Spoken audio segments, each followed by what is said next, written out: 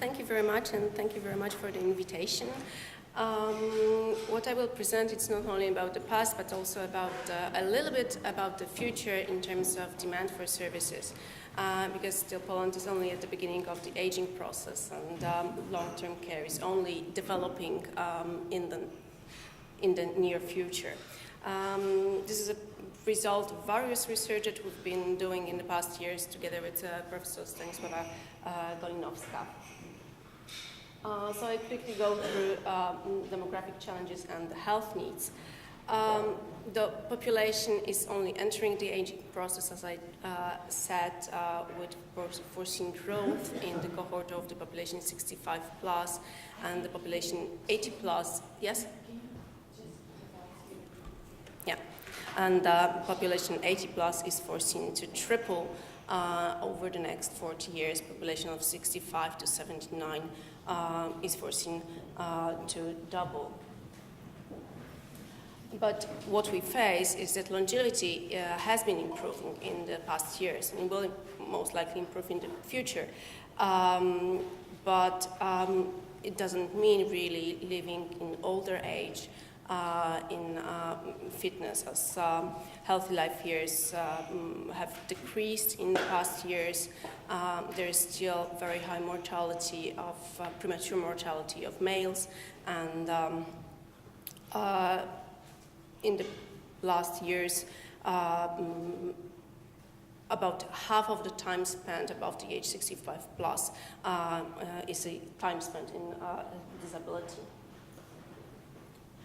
On average, older people above their 70s have more than 3 diseases, and it's also observable that the frequency of reporting chronic diseases has increased in the past years. So the older cohorts in the 70s and 80s are less healthy than they were still 10 years ago. So all these factors create a great pressure on provision of care. When we look at functional limitations which drive demand for care, they're much higher in Poland than in other European countries. They're much higher in Western Europe. It's not only the case of Poland, it's a typical situation for Eastern European countries. It's also observable in some of the Southern European countries.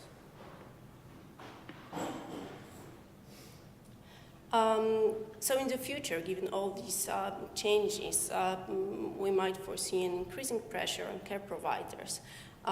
So now we have 11 healthy people who could provide care per one dependent person. In the future, it's foreseen to change to 5 healthy people who could provide care. This is especially important given that overwhelming majority of care in Poland is still informal care. It's very hard to estimate how much of informal care it is. There are different studies based on surveys. Some of them show that there is over 80% of care provided informally within the family network. Some other studies indicate even that it's 97%. Informal care is provided mainly by daughters, and it's driven by tradition.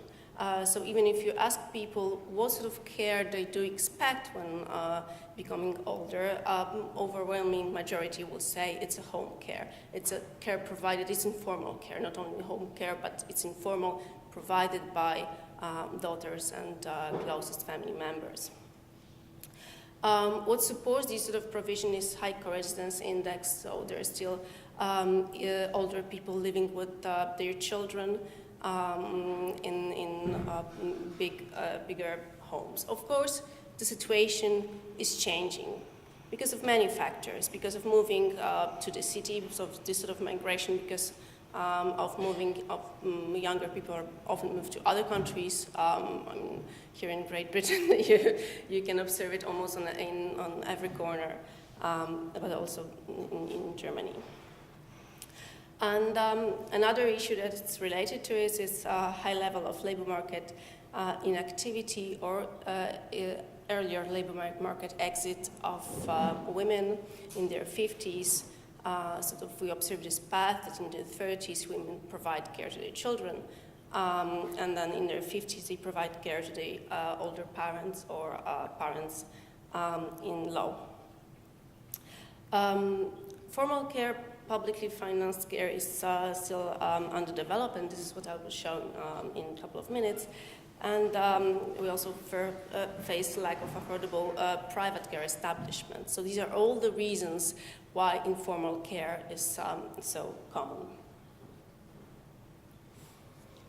There are various arrangements for long-term care in Poland, although long-term care, the term of long-term care exists rather in discussions of experts. It's not a policy stated, or it's not stated in any legal act. So there are long-term care services provided in the health sector of residential type, but also home-based nursing care is provided in the health sector and paid from National Health Fund resources. There's some type of home care provided in the social care sector, in social assistance specifically, and there is also residential care in the social sector. And this is what we know. What there is very little information about is this private type of care, privately provided. This could be either for-profit or non-profit institutions. It's simply provided on commercial basis, and it's not monitored anyhow. There are senior houses, but there is also a lot of informal care provided on a great market and paid out of pocket. This is absolutely not monitored, and there have been no research on that subject. There are numerous but fragmented and very low public benefits and services. Among those are specifically targeted to, some of them are specifically targeted to older people, like social assistance homes. Therefore, different types of recipients: older people, people with chronic diseases, adults with mentally handicapped adults. But there are also homes, residential homes for children. There is some form of semi-residential care, but there is not too much of them. I think there are about 200 daycare centers in the whole country. They're organized as a community service. There are various cash benefits. The most important one is care supplement, which is paid as an addition to retirement pension from the Social Security institution. It's a universal benefit paid to everyone who is 75 plus. But there are other types of supplementary benefits, nursing benefit, nursing allowance, but they're more targeted to carers of disabled children rather than adults or older people, and they're typically very low. So if you look at care supplement, it's €50 per month. So in, let's say, big city, it's enough to pay for 1 day of care, more or less. That's a pretty tricky graph.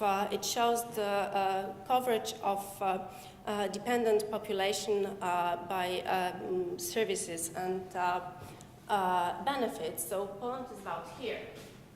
But most of it actually is this cash benefit targeted to population 75 plus.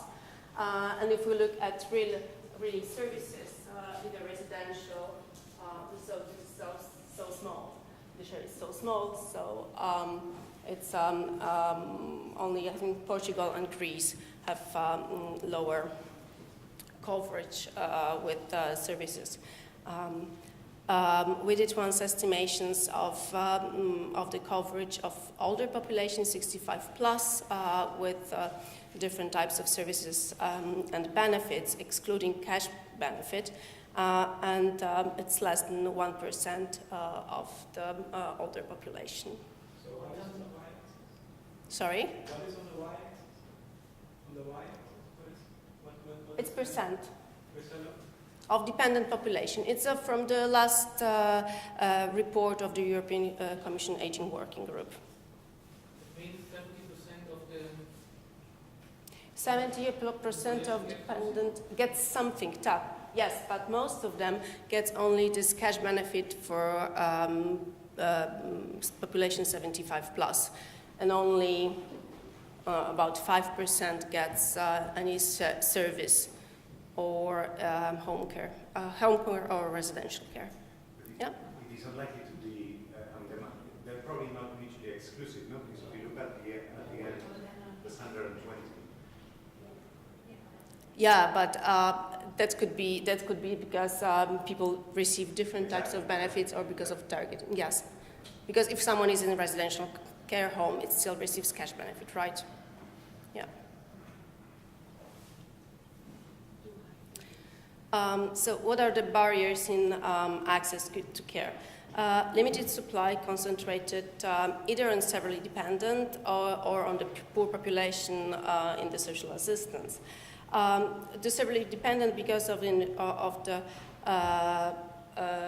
provision of nursing care and residential care in the health sector upon Barthel test. Another barrier is cost sharing in residential care, which is up to 70% of individual incomes under individuals who are severely dependent who cannot afford it. In such situation, a local government should pay this cost co-payment, but they're not willing to do that simply because of lack of resources. Some research point that social assistance is not well prepared to provide care services and specialized case care services. This is because social assistance centers, they work towards provision of services of different kind and incomes to the poor. They're not really interested in care. And private care is very expensive, so it's available only to the richest one. There is a control of expenditures in the health sector. So long-term care constitutes about 7% of the total healthcare spending. And at the same time, public expenditures on healthcare is very low. It's among the lowest in the European countries. It's below 5% of the GDP, and it's more or less constant in the past decade. So if we look at past trends in long-term care expenditures, and here we've got expenditures on long-term care in the health sector, that's the blue one. In the social sector, it's the red one, and thus cash benefits from the insurance is the green one. We looked at while in nominal terms this expenditure has been increasing, it has been stable since 2006 in real terms. At the same time, given the changes in demography, there is a great pressure on expenditures for long-term care. So even with simple demographic scenario, the expenditures are foreseen to double. The European Commission did this sort of exercise looking at what will happen if we will try to shift a little bit from informal care to formal care, and then the expenditures might even triple. Of course, we should keep in mind that expenditures on long-term care in Poland are estimated to be below 1% of the GDP. Okay, so even if they will double or triple, they will reach approximately average expenditure of Western European countries. Another issue is employment. So employment in long-term care, in social care and health services in Poland is among the lowest in European countries. On the left side, it's average employment per 1,000 population, and Poland is right at the bottom. Still, if we look into more detail into employment, we see that there has been some changes, some legal changes, but also changing number of employees in the health sector. So we observed an increase in medical personnel, nurses and physicians, therapists in the health sector, long-term care, increase in care employees in the social sector, residential long-term care. And at the same time, there have been new professions introduced in the last years, in 2007, 2008. Medical worker, nursing, long-term care nurses. There are some European projects stimulating employment in geriatrics, of physicians and of nurses. Still, we do not see this having a significant impact, really, on the level of employment. And there is a migration of medical personnel, especially of nurses and carers, to Western European countries, to England, for example, or physicians to Norway.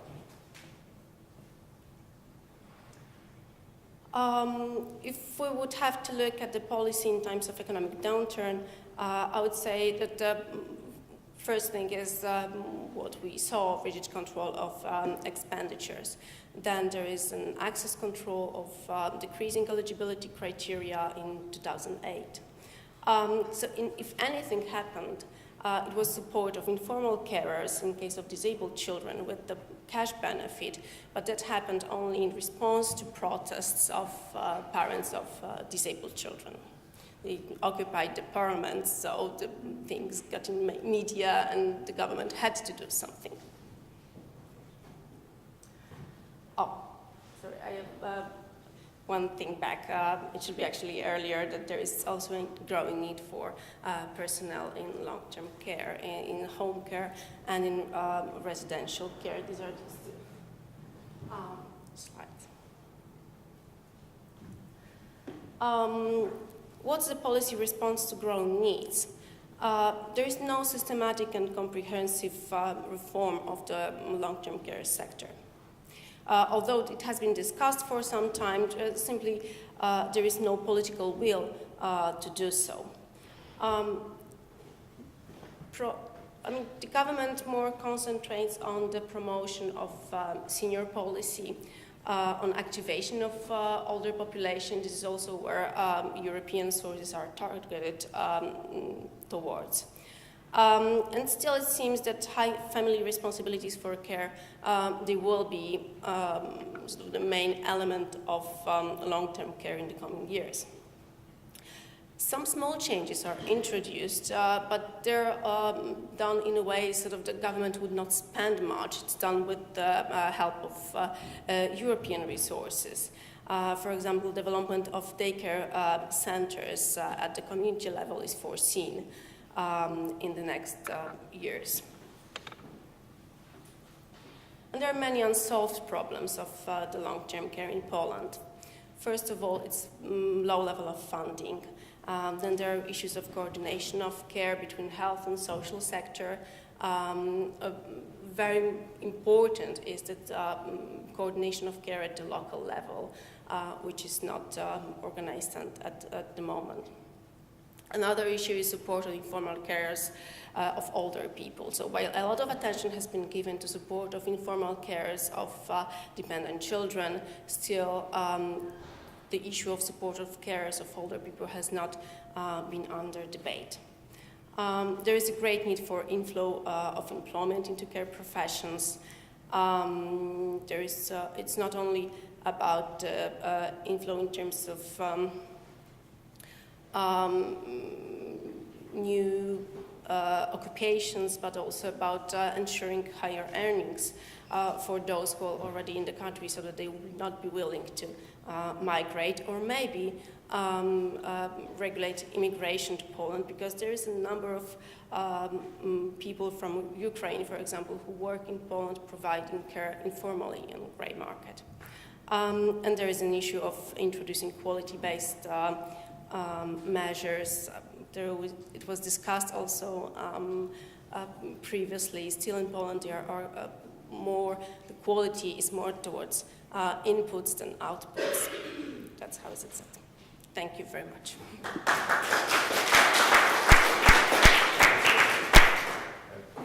So now we move to Italy.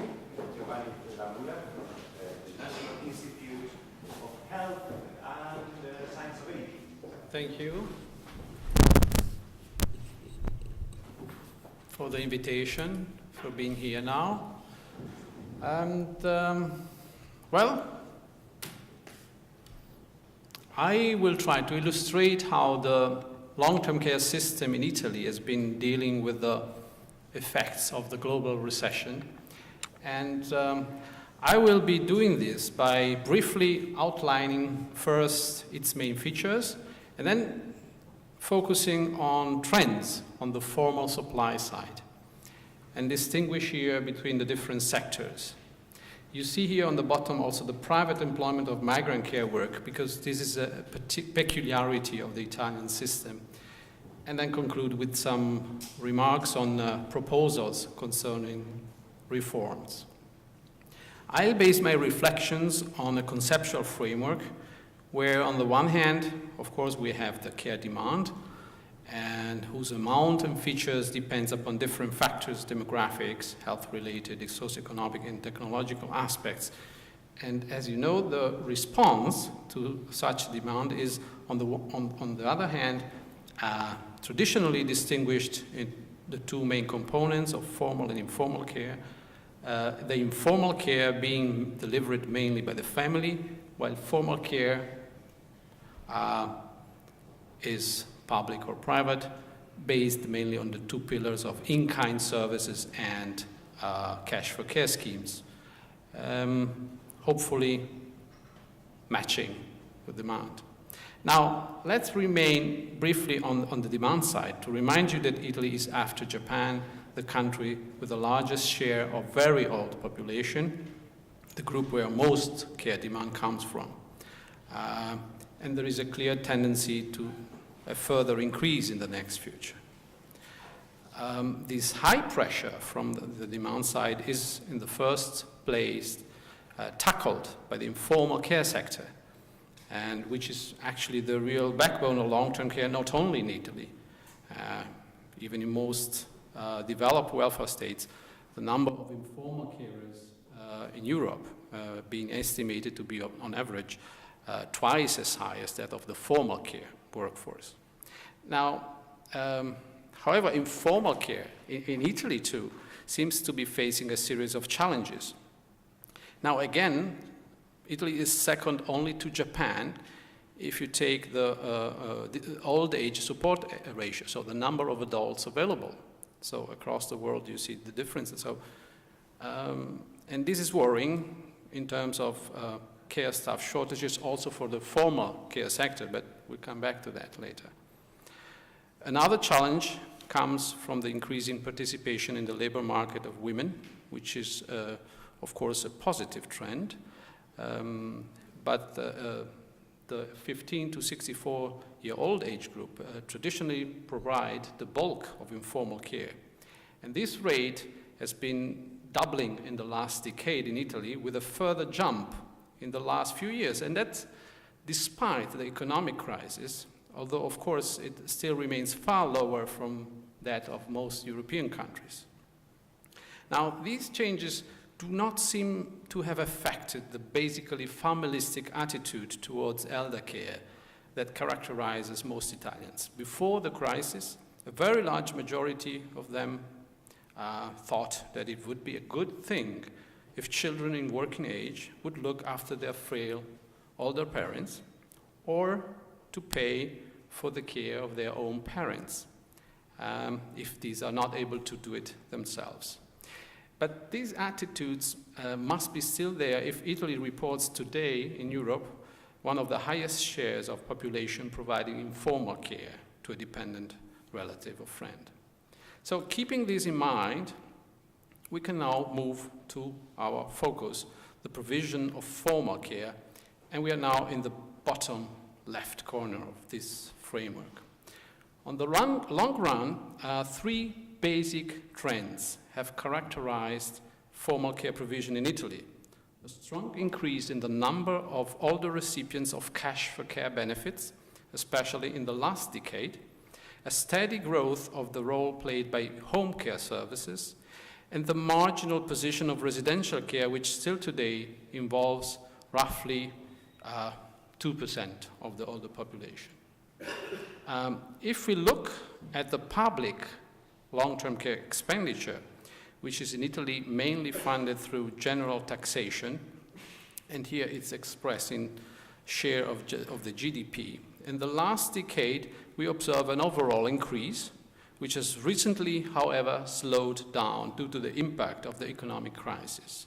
This trend has not so much affected the budget for state cash for care benefits, but rather that allocated for in-kind services, and especially those provided by municipalities, which for the first time has started to drop.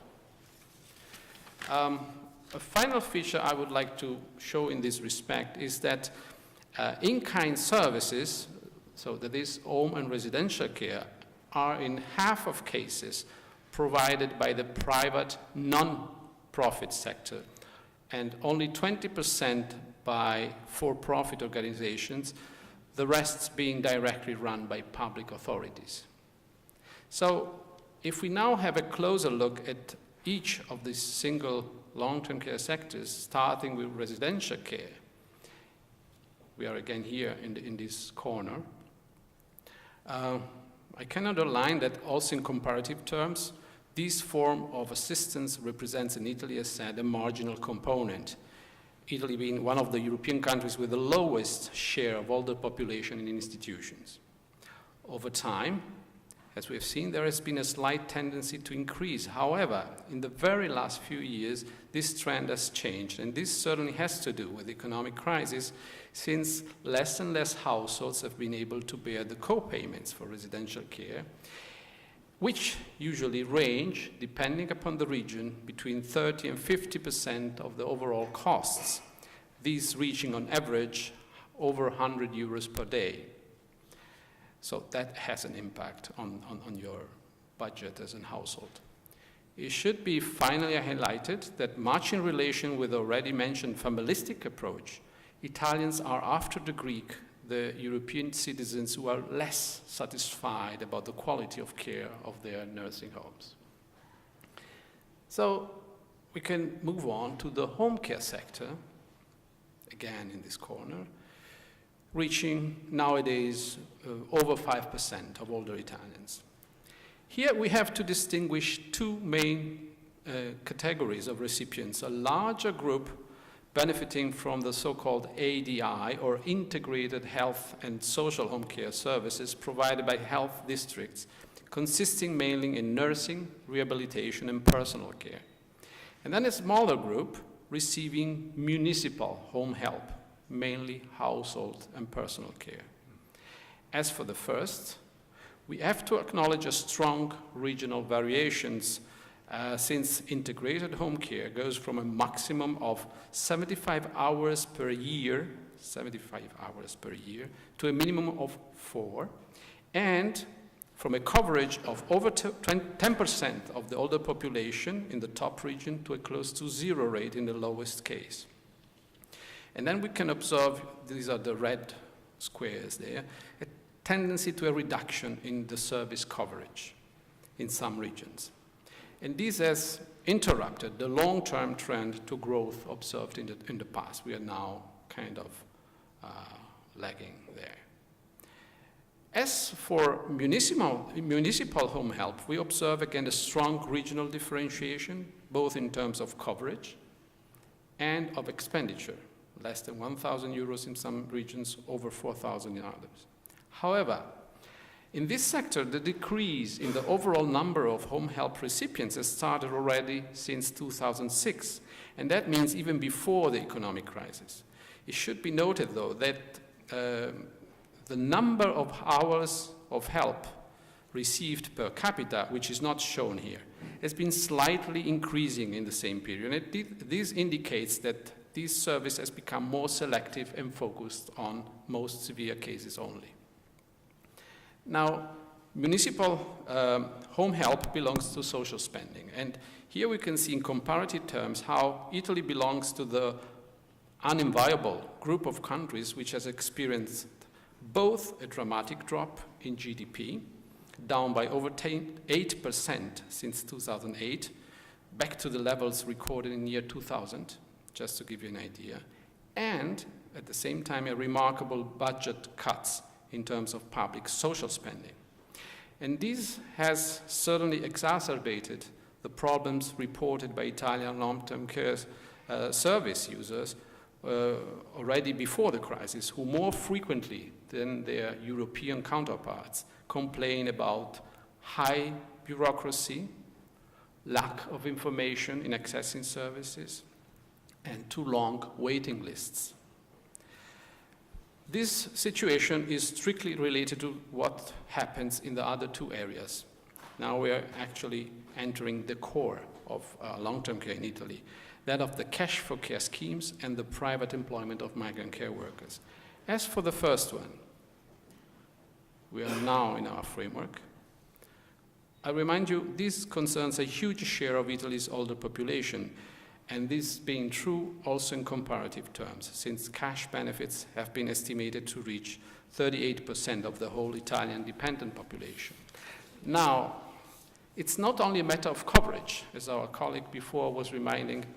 Okay, many people, maybe little amounts. That's not the case in Italy. It's not the case in Italy, because Italian cash benefits might be relevant in terms of amount, since the state care allowance can reach, depending upon the type of disability, between 750 euros per month, 13 times per year. On top of which, many local authorities pay additional means-tested allowances. So that in the end, an Italian older citizen can count on almost double as much of the average income. And a crucial problem here is that despite its federal role, the state care allowance is not based on common eligibility assessment criteria, so that even for such an apparently homogeneous benefit, the coverage is geographically quite unequal, ranging from almost 20% to 8% of the regional older population, with a clear tendency to grow in the past. Because again, also in this area, the growth has stopped, and we had a drop for the first time since 2009, also in terms of expenditure, due not to a change in the policy, but only to stricter controls introduced to prevent abuses. The importance of this measure is shown here in this picture, where you see that the budget allocated to state care allowance is about half of the public long-term care expenditure for older people. Now, the crucial aspect for us is that it is unrestricted in its use. And this is a strong public incentive to the private employment of migrant care workers. What I would define the real pillar of long-term care in Italy. Now, we're talking about a phenomenon which conceptually should be part of the formal care provision. However, the fact that in the Italian system, as in many other Mediterranean countries and beyond, these migrant care workers are primarily hired, often on an undeclared basis by private households, make some observers speak of informal care workers, what I think is a mistake. This is simply a case of illegal employment. The connection with the cash for care system is quite clear. When state and local care allowances sum up, the probability of hiring a migrant care workers by a family skyrockets, making the presence of such workers in Italy in households with dependent older persons much more frequent than anywhere else in Europe and probably beyond. And following a trend which has seen the number of foreign home helpers, mainly women from Eastern Europe and South America, increase from 1/6 to roughly 4/5 of the total, pushing up the overall number of home helpers available, which has increased by over 4 times in 2 decades. But the real news is that due to the economic crisis, the number of Italians working as home helpers has started to increase again in the last few years. So meaning that due to the crisis, it is becoming appealing to at least some of them. Now, most migrant care workers are employed on a live-in basis in order to ensure an around-the-clock, 6-day-per-week supervision, a comparatively low-cost solution since they are often employed as undeclared workers, as said, in a very large number of cases. And for many tasks, migrant workers have become actually the main providers, even compared to family members. And many observers no longer talk of the family-based model in Italy, but rather of the migrant in the family elder care model. At the same time, almost half of Italy's formal home care recipients privately employ in parallel also a migrant care worker.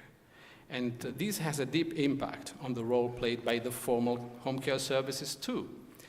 Compared to households with no migrant care workers, those employing part-time, one of them, see a shift of the tasks performed by home care services.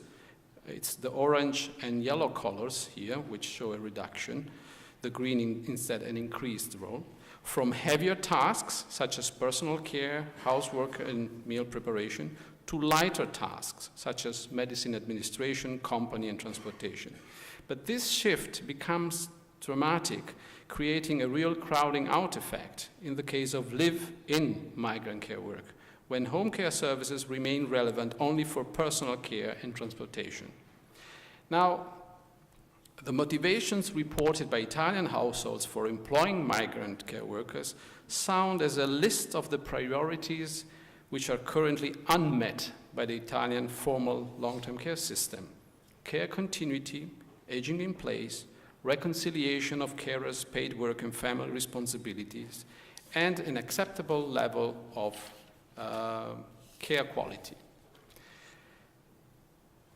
If we look at the perspective of migrant care workers, however, we should acknowledge that they often work a huge numbers of hours per day, reflecting the live-in, around-the-clock engagement, certainly a risky situation for exploitation, especially in the light of their undeclared position, and under circumstances which make not few of them experience emotional and physical burden, very little spare time and freedom, almost 1 out of 4 reporting that they can hardly go out of the home in which they work.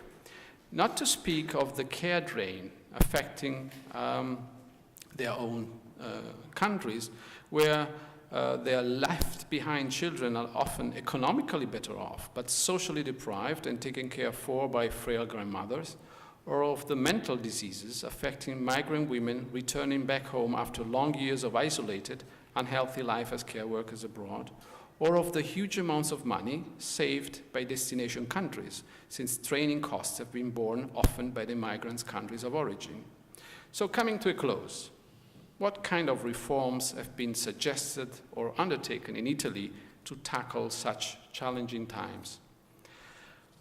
In some regions, so-called one-stop shops or single-access counters have been introduced to facilitate users in accessing services delivered by different providers, health, social, state, local. A critical point, which is preventing many regions from implementing this solution, is the lack of integration between different authorities, so that also in this respect, proposals have been made to promote coordination at different levels.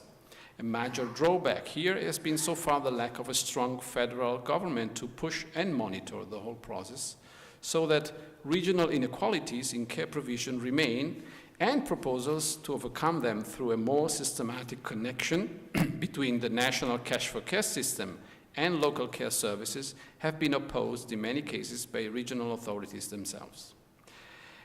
As said, at a national level, the state care allowance system has been recently put under stricter controls on eligibility. While this has stopped indeed the increase in spending, it has, however, also pushed up the number of people going to court because they feel to be undeservedly controlled.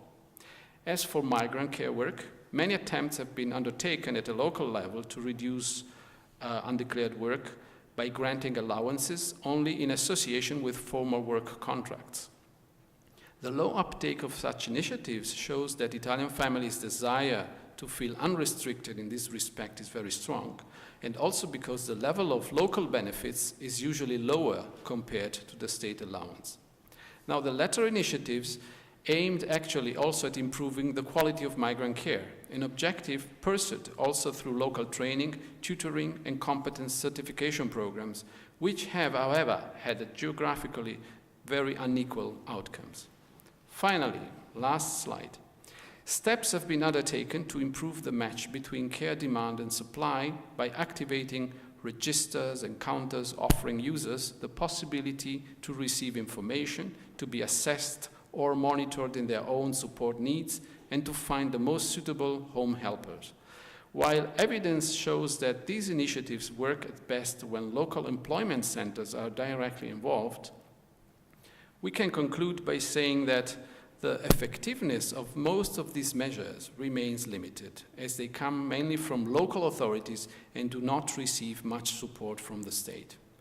Without a stronger, more systematic cooperation between these two governance levels, I personally do not see much room for improvement, which is badly needed, especially to connect care payments, care services, and care workers into one single integrated approach. I don't know whether this will help Gerald to understand whether Italy is a country where it would be worthwhile to live in, but on this, I would thank you for your attention.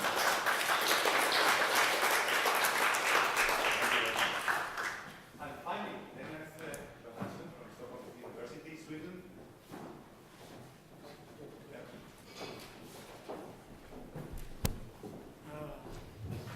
Thank you. We had some slight problems with my slides. I hope they are not too. As I said, Sweden hasn't been so affected by the economic crisis, so the starting point for my presentation will be to give you some experiences from Sweden and impact on budget cuts on access and quality in long-term care. But first, a quick update on the Swedish system. In 1992, Sweden enacted the community care reform, placing major responsibility on the municipalities for long-term care. This left side of the slide shows the division of responsibilities since then. Healthcare authorities are responsible for in-hospital care and outpatient health care. We have 21 county councils and regions, and we have 290 municipalities, and they are responsible for bed blockers that are ready for discharge from the hospitals. They are responsible for providing home help with ADLs and personal care, and also additional services such as transportation, meals on wheels, security alarms, housing adaptations, and also for home health care, home nursing, daycare, institutional short-term care. And at the bottom, the most important thing is that the municipalities, the 290 municipalities are responsible for all types of institutional care, that is nursing homes, residential care facilities, and for example, group homes for demented people. This distorted picture, I hope, gets through anyway because it has an important measure to you, because you must know about the financial structure of long-term care in Sweden. Healthcare and social care is financed almost totally by local governments. Up to 85–90% of these 290 municipalities are financing the services they are providing. So the user pays only about 4 to 5% of the cost, and the national government pays, covers the rest, the 5%. So this means that we have these very independent local authorities, and they are very independent vis-à-vis the national government, of course. And we used to say that in Sweden we have 290 local or long-term care models, because, as I said, local governments are financing, they are organizing, they are providing long-term care services for older people.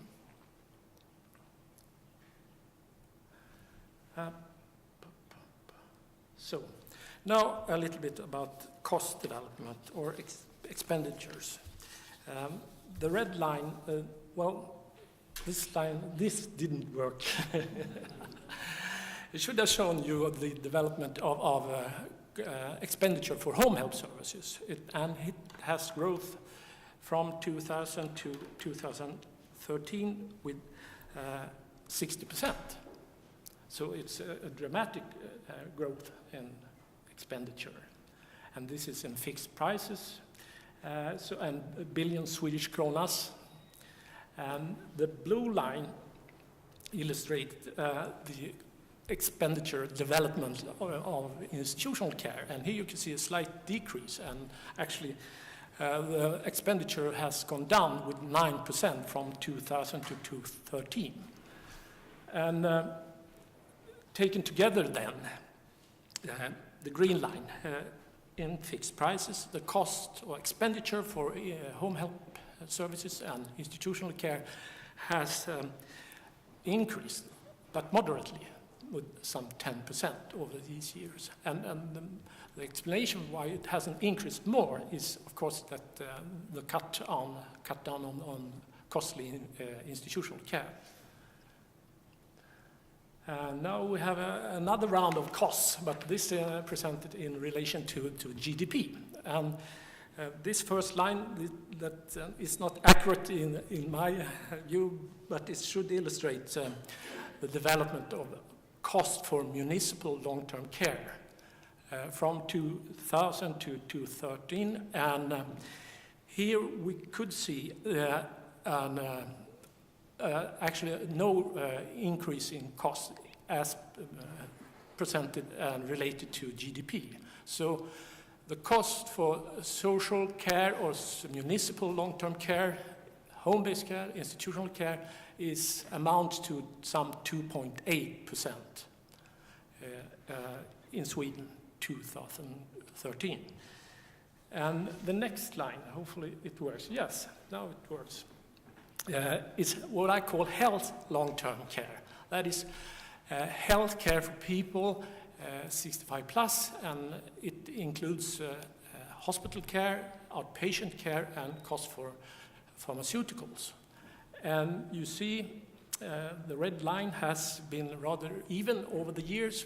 Here we have data from 2002 until 2013, and there is a slight increase in 2012 and 13, but it ends in 2013 at the level of 2.4% of GDP, so it's quite a bit. And of course, if we put it all together, as we like to do in Sweden, and what we count as the total expenditure for long-term care, including health care and social care for people 65 plus and over, it was in 2013 5.2% of GDP, so it's a quite large percentage of GDP. And over the years, the green line, you actually could recognize a slight decrease between 2002 and 2013 with 0.3%. Could you just, for us, what do you actually understand as health LTC? What do you, Yeah, it's all health care in terms of in-hospital care, outpatient health care, and pharmaceuticals used by people 65 plus.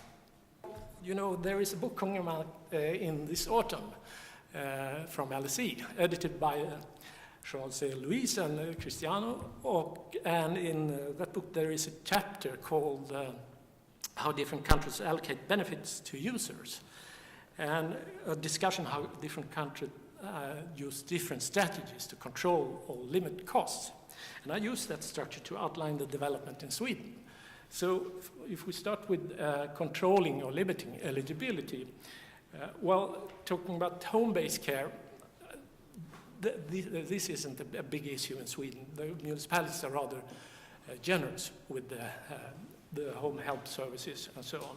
But on the other hand, which you already had guessed, eligibility for institutional care has been very tightened over the years. Means testing is not a part officially in the Swedish system.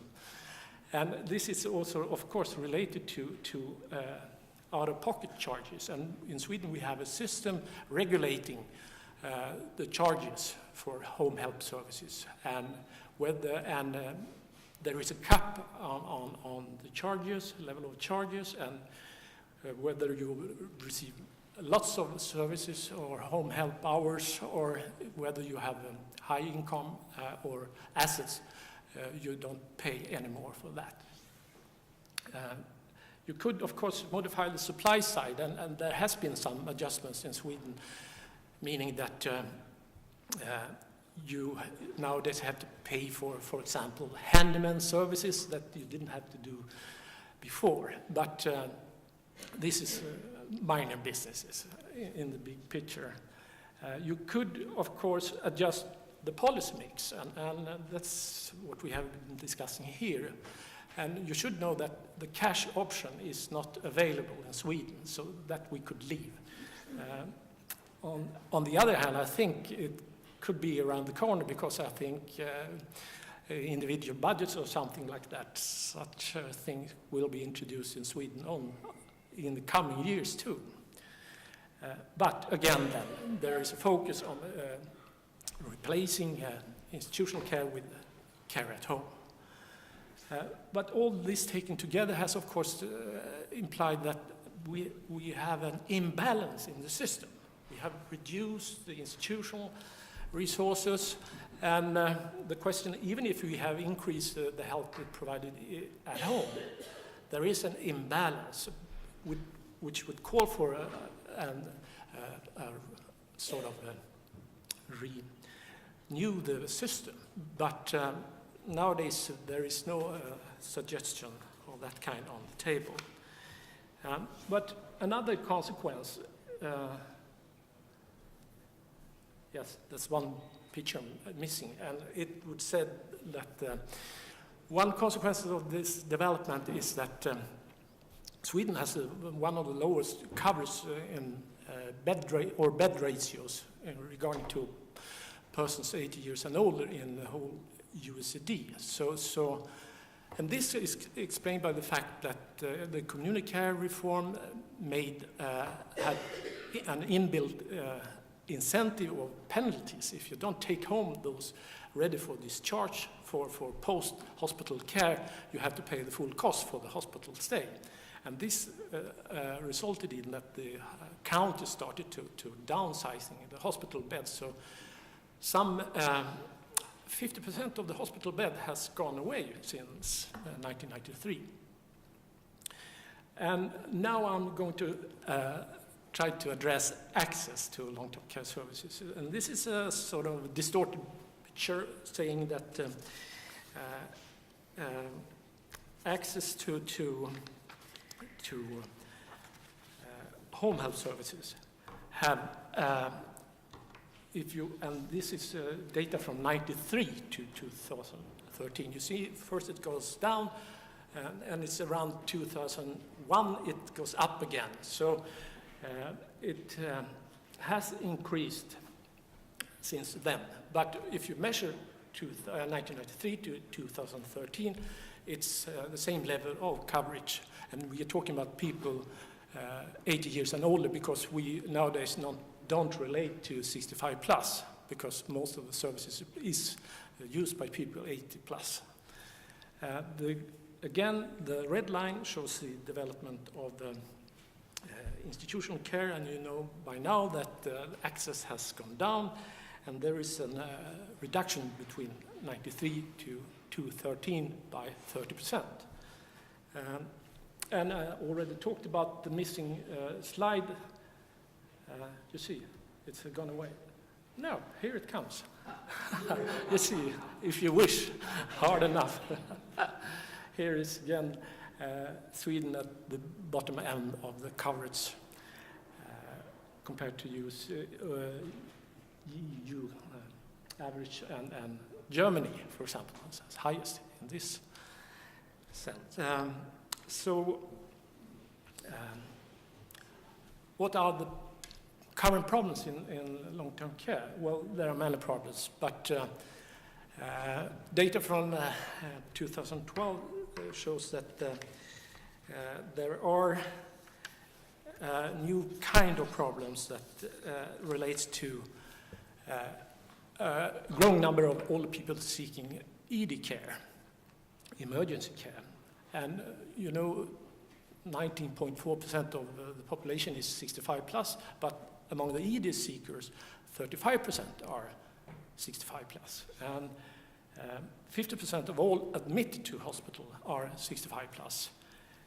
And another thing is that due to shorter hospital stays, well, people are often readmitted, and 1/5 of those 65 plus are often readmitted within 10 days or so.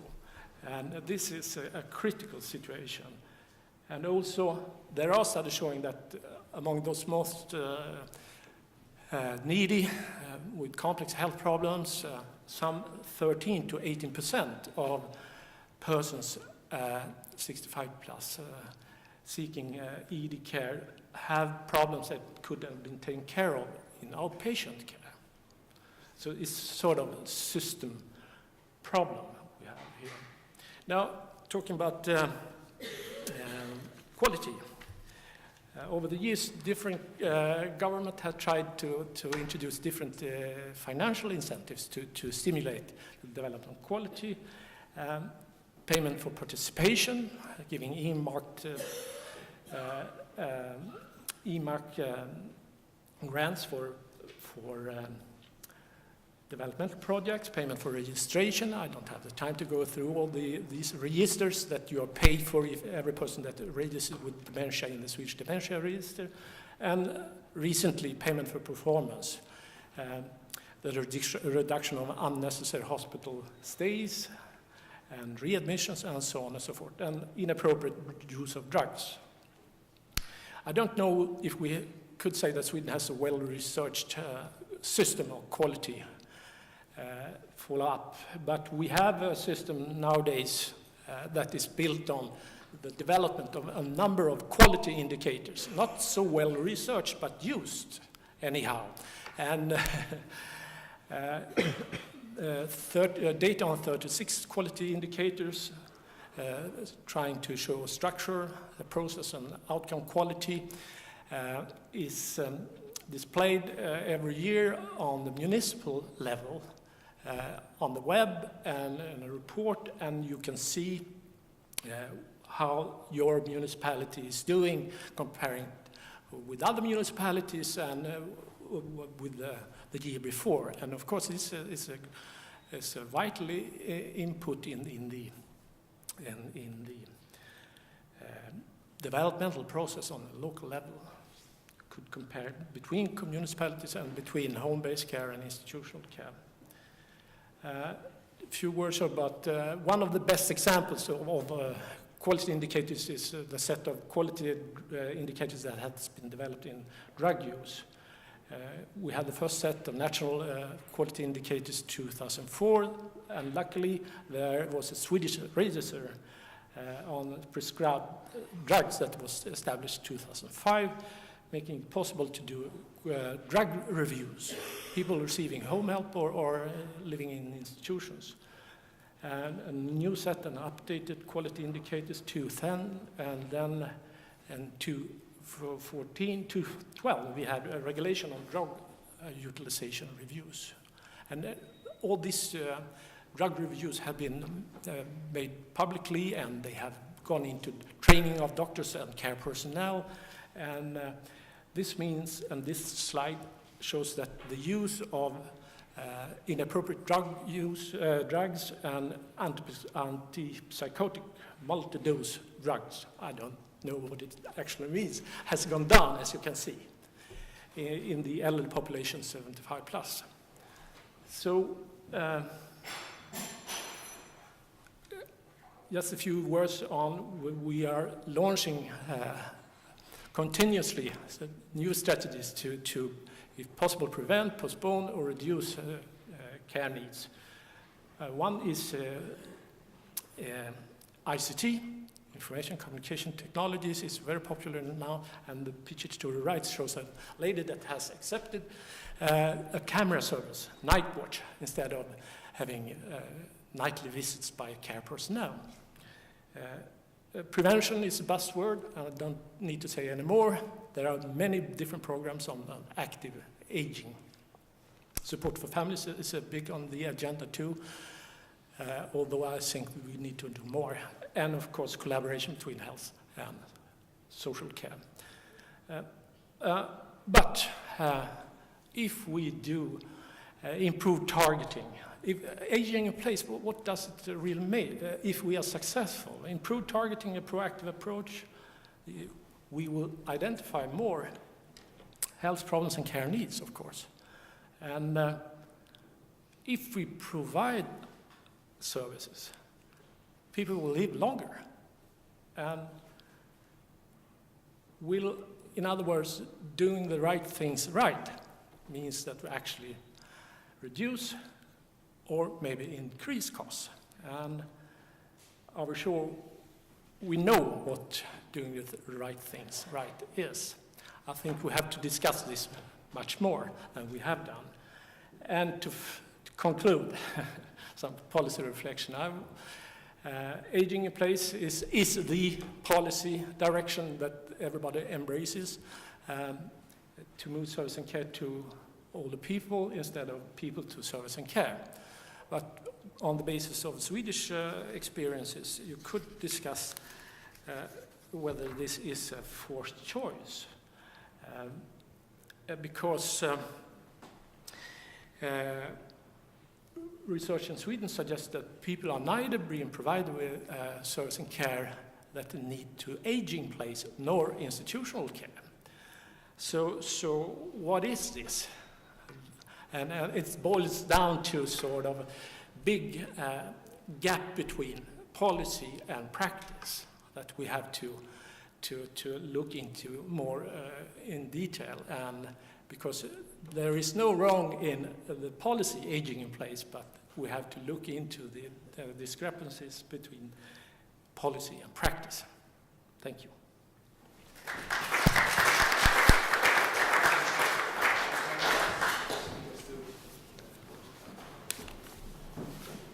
So we've got 10 minutes for questions. Okay. So, Bert, Gerald, and then Frank, please.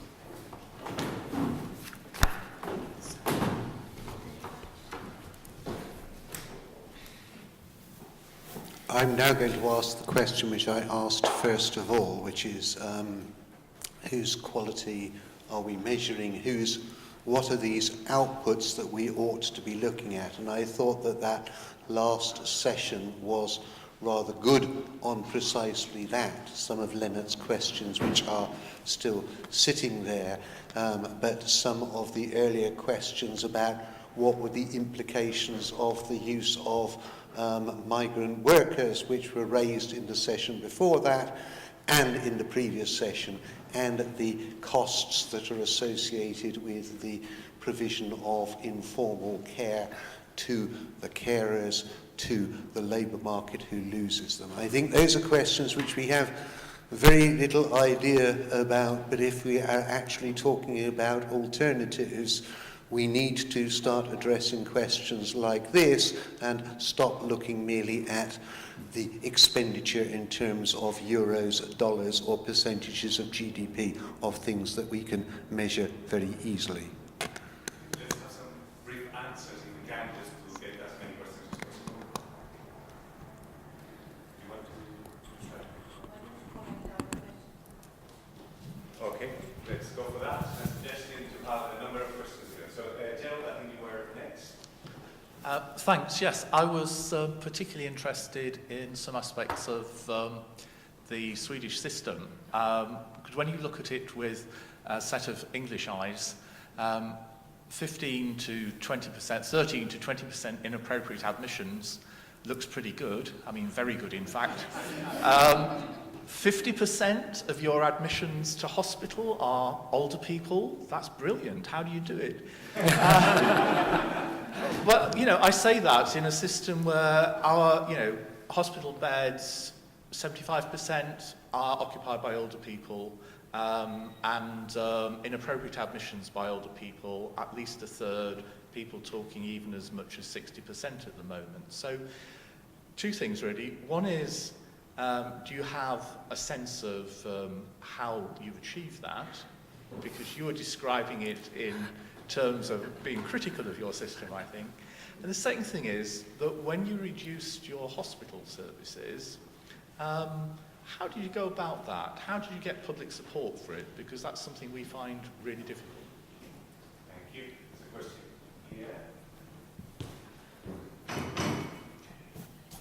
Thanks. Hello.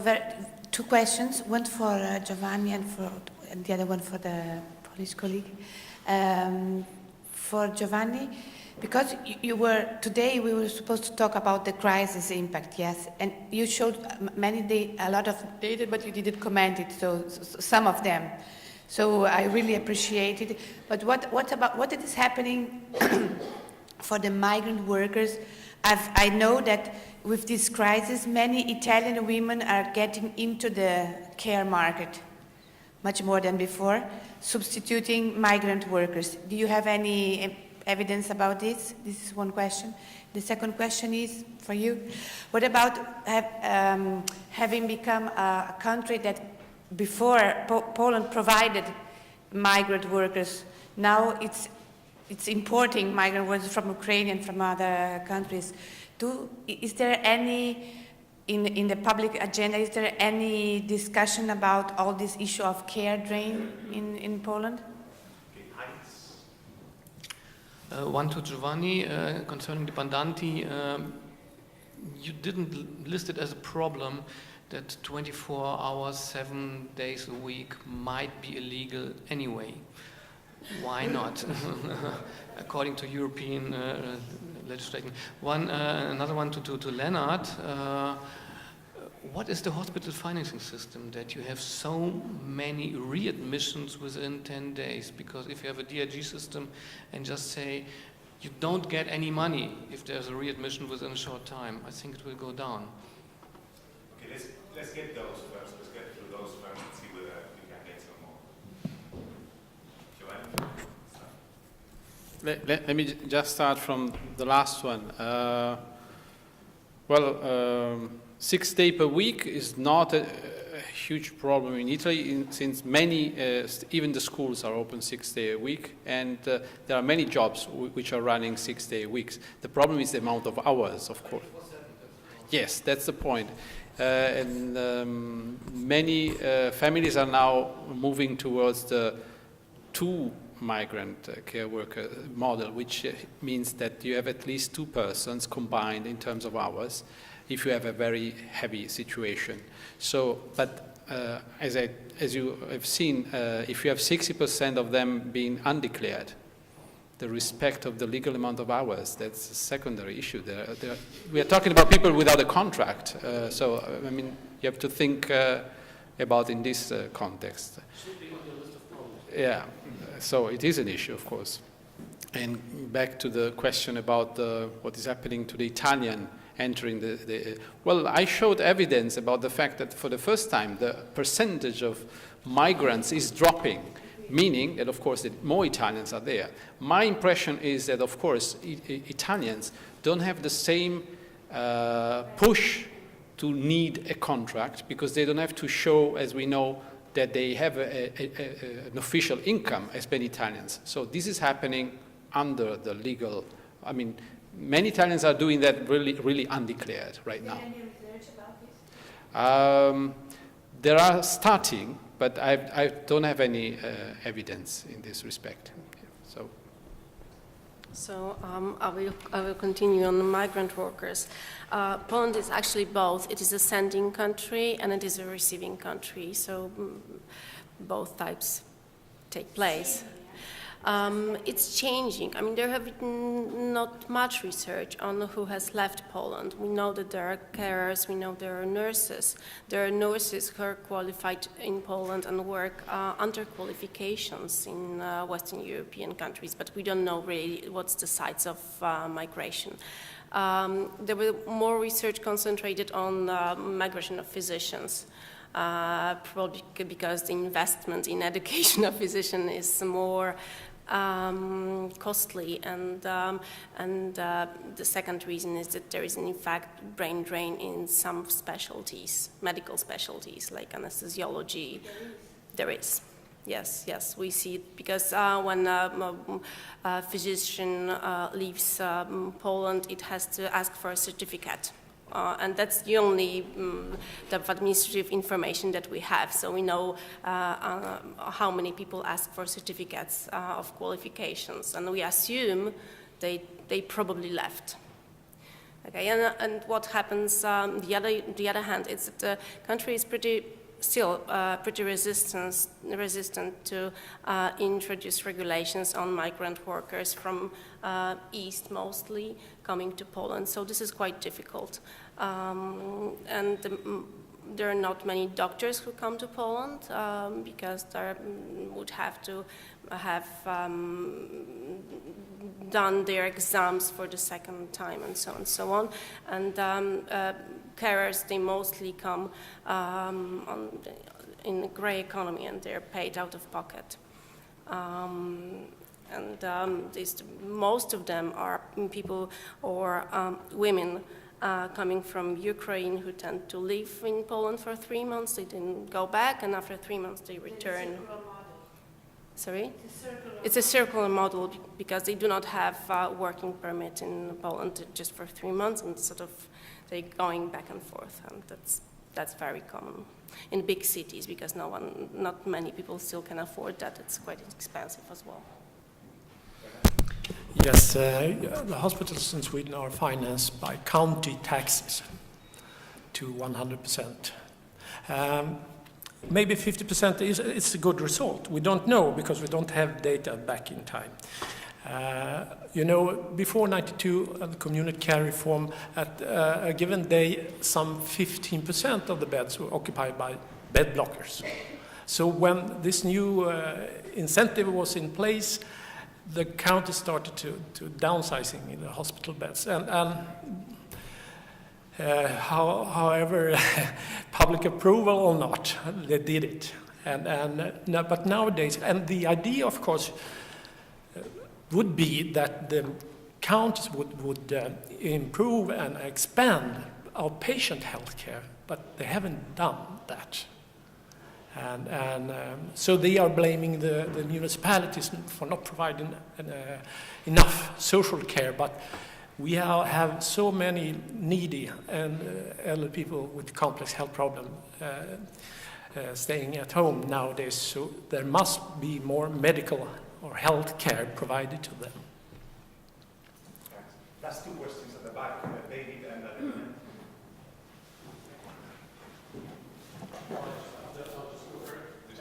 So the last presentation was the first that seemed to mention online need. I think this is really quite an important issue because online need is often a reason that is used by policymakers for not introducing some more generous provision, sort of like supply creates its own demand. Is there any way, or do any of the panel have any notion that the set of services that are being provided are very limited compared with what demand might potentially be, and how would you go about trying to discover what that gap might be? Okay, one last question. Yes, Zadalina Komarz-Herrera from the LSE. One question would be for Agnieszka about Poland, and whether this payment for people over 75 is under any kind of political discussion, or whether they might move to a more targeted approach, or whether that is just seen as a supplement to a pension and it's therefore to stay. And the second question maybe is more general, and it's partly thinking about the German presentation earlier, making the point that social insurance seems to be quite resilient to changes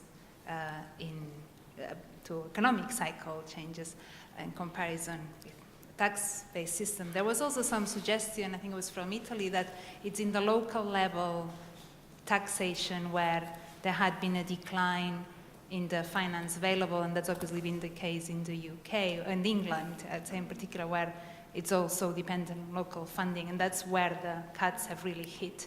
And I was wondering whether there's some more general lesson. That doesn't, obviously, Sweden hasn't been so affected by the crisis, so maybe that's why you haven't observed much changes, but it's just a question I'm throwing for discussion. Okay. I can. Okay, so I will start about this benefits for people who are 70 plus, 75 plus. That's a universal benefit. It's been discussed among experts, but it's not among policymakers, because I think that there is too much of pressure, because, okay, older people are those who go voting. They're sort of,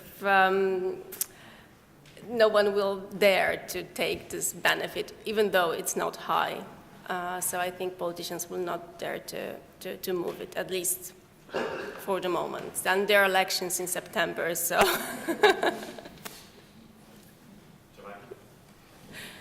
Yes, well, as more remark to the issue of what are the unmet needs, I don't have recent figures, but I was impressed to see that when we asked 6,000 households across 6 countries in Europe, saying where is all the care going into, or what are the care needs of all the people? We had several, and then, but where is the field? Which field is mostly unmet? And then the emotional and social care came as the strongest one. So there is really the issue of loneliness in older age, I think, beyond all hard care needs, is across all fields. So I would say the crisis might have further made that true. If I can add to that, in Ancien project research with Adelina, we saw these striking graphs showing that Poland is performing really poorly when it comes to formal care coverage, finances, but it was performing really good when it came to satisfaction with care, because probably those those needs were met, sorry, of emotional, and there was less emotional stress probably. That was the hypothesis we're putting forward. Yes, I'm going back to my last slide, that is in aging in place. What does it really imply? I mean, policymakers tend to say like this: well, all the people are getting healthier, they like to stay at home. Well, fine, let's cut down on institutional care then. And, well, I think we have to dig into this. What does aging in place really means? And then we have to start to discuss with the family, because they are the backbone, as you all know, of caring, aging in place and caring at home and so on and so forth, and see how to reach the idea of shared care between the public and the families. That's where we must go, and what I think we have to head towards. Sadly, we've come to the end of the day. We've run out of time. I've enjoyed it tremendously. I would like to really thank all the speakers for coming. Some of them actually took time off their holidays to come, so they deserve a particularly strong